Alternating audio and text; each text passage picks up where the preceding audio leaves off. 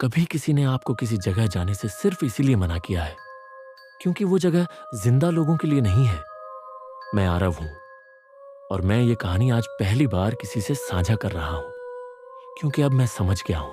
कुछ आवाजें, कुछ चेहरे और कुछ जगहें पीछा नहीं छोड़ती। ये बात तब की है जब मैं और मेरे दो दोस्त आदित्य और समीर शिमला के पास रिसर्च के लिए एक पुरानी वीरान बस्ती में गए थे। गांव का नाम था पाथर गांव और लोग कहते थे कि वहां एक कुएं में औरत की आत्मा रहती है जो अब भी अपने बच्चे को ढूंढ रही है। हमने सोचा ओल्ड फोकलोर, अफवाह होगी। हम दोपहर में गांव पहुंचे। टूटी फूटी झोपड़ियां, अधजले पेड़ और सबसे खौफनाक चीज, गांव के बीचों बीच बना पुराना सूखा कुआं जिसके चारों तरफ किसी ने लाल धागों और नींबू मिर्च से बंधी घंटियां टांगी हुई थी। एक बूढ़ी औरत आई और बोली, सूरज ढले, इससे दूर रहना बेटा, वहां वो अभी बैठी है। हमने हंसी में उड़ा दिया। रात करीब 11 बजे हम कैमरा सेट कर रहे थे, तभी समीर बोला, क्या किसी औरत की सिसकियों की आवाज आ रही है? आवाज वाकई में कुएं की ओर से आ रही थी, बहुत धीमी, बहुत दर्द भरी। हम तीनों डरते डरते उस कुएं के पास पहुंचे। टॉर्च की रोशनी में देखा, वहां कोई नहीं था, लेकिन तभी कुएं से एक हाथ बाहर आया। एक लंबा पतला नीला सफेद हाथ जिसकी उंगलियां बेहद लंबी थी। हम पीछे हटे, लेकिन आदित्य जैसे किसी ट्रांस में आ गया। वो धीरे धीरे कुएं की ओर चलने लगा।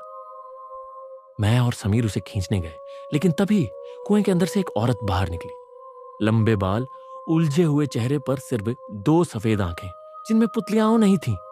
उसने धीमे से कहा, मेरा बच्चा वापस दे दो। हमने आदित्य को खींचकर वापस लाया और भाग खड़े हुए। हम स्कूल की एक टूटी बिल्डिंग में छुपे। वहां की दीवारों पर बच्चों के हाथ के निशान थे, जैसे किसी ने वहां कभी क्लास चलाई हो। लेकिन वहां अब खामोशी थी, अजीब सी। हमने वहां थोड़ी देर बैठने का फैसला किया और तभी हमने आदित्य को देखा। वो बिना कुछ बोले दीवार को घूर रहा था। भाई ठीक है? मैंने पूछा। उसने धीरे से कहा। उसने मुझसे कहा, अगर मैं रुका तो वो मुझे मेरे बच्चे जैसा बना देगी। मैं और समीर समझ नहीं पाए कि वो क्या बक रहा है, लेकिन तभी समीर की आंखें चौड़ी हो गईं।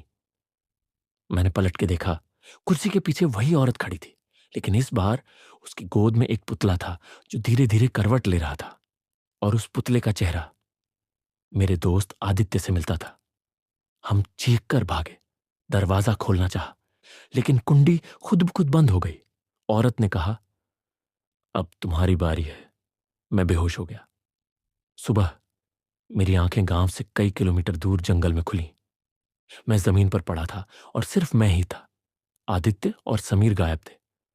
मैंने गांव लौटने की कोशिश की, लेकिन पाथर गांव अब नक्शे पर नहीं था। थाने, रिकॉर्ड, यहां तक कि गूगल पर भी उस गांव का कोई जिक्र नहीं। और सबसे डरावनी बात, मेरे फोन में एक वीडियो था उस कुएं का, और आखिरी फ्रेम में मैं उस औरत की गोद में था। अगर कभी किसी पुराने गांव या सुनसान जगह में आपको किसी औरत के रोने की आवाज सुनाई दे, तो याद रखना, वो मदद नहीं मांग रही, वो साथी ढूंढ रही है। क्या आपने कभी किसी कुएं के पास कुछ अजीब महसूस किया है? कमेंट में जरूर बताना, और डरावनी कहानियों के लिए सब्सक्राइब करें।